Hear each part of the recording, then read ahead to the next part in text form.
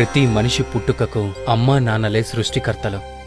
మనకి ఈ శరీరాన్నిచ్చి యుక్త వయసు వచ్చేదాకా అన్నీ తామే అయి చదువు సంస్కారం నేర్పించి అనుక్షణం కంటికి రెప్పలా చూసుకున్న వారి పట్ల సదా కృతజ్ఞులమై ఉండాలి జీవితాంతం.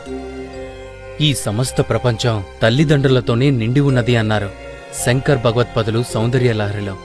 దీని బట్టి ఈ జగత్తులో అమ్మా నాన్నలకు ఉన్న స్థానం ఎంతటిదో తెలుస్తుంది. తల్లిదండ్రులు వాగ్దారుల వంటి వారిని విడదీయడం సాధ్యం కాదని అన్నాడు కాళిదాసు రఘువంశంలో.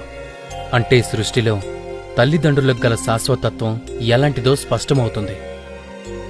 ఇక సకల సాహిత్యాలు తల్లిదండ్రుల ఉనికిని అత్యున్నత స్థానంలో నిలుపుతుంటే అలాంటి ప్రత్యక్ష దైవాలకు నేటి బిడ్డలు కనీస కృతజ్ఞతనైనా ప్రకటిస్తున్నారా అంటే అనుమానమే. ఏ కొందరో మాత్రమే మినహాయింపు కావచ్చు. మాతృదేవోభవ పితృదేవోభవ, మాతృదేవోభవ పితృదేవోభవ, తల్లిదండ్రులనే దేవతలుగా భావించేవాడివై జీవించు అనే వేద సూక్తులు చెప్తున్నాయి.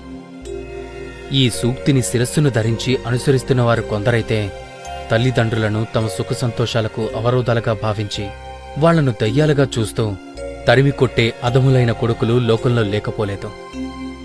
పున్నామ నరకం నుంచి తమను ఉద్ధరిస్తాడనుకునే కొడుకు తాము బతికి ఉండగానే తమకు ప్రత్యక్ష నరకాన్ని చూపిస్తుంటే వీడు కొడుకా లేక యమకింకరుడా అని తల్లిదండ్రులు దుఃఖించే పరిస్థితులు నేడు సమాజంలో కనిపించటం శోచనీయం. తల్లిదండ్రుల దగ్గర ఉన్న ఆస్తిపాస్తులను డబ్బు దస్కాన్ని బలవంతంగా లాక్కొని తల్లిదండ్రులను ఇంటి నుంచి మెడపట్టి గింటేస్తున్న కొడుకులు నేడు కనపడుతున్నారు. వీళ్లంతా నిజమైన కొడుకులేనా? అసలు వీళ్ళు మనుషులేనా అనిపించక మానదు. తల్లిని గౌరవించి ఆదరించేవారికి మానవ ప్రపంచంలోనూ, తండ్రిని ప్రేమించి పూజించేవారికి అంతరిక్ష లోకాల్లోనూ, గురువును భక్తి ప్రవర్తనలతో సేవించిన వారికి బ్రహ్మలోకంలోనూ తిరుగుండదని మనుస్మృతి చెప్తుంది. నవమాసాలు గర్భంలో మోసి ప్రసవ వేదనను అనుభవించి తనను కన్న తల్లిని అష్టకష్టాలు పడిపెంచి పోషించిన తండ్రిని క్షణంలో మర్చిపోయి తన ప్రయోజనాన్ని మాత్రమే చూసుకునే సంతానానికి నిష్కృతి ఉంటుందా? ఉండనే ఉండదు. తల్లిదండ్రుల రుణాన్ని 100 ఏళ్లపాటు సేవించినా తీర్చుకోవడం కష్టమే.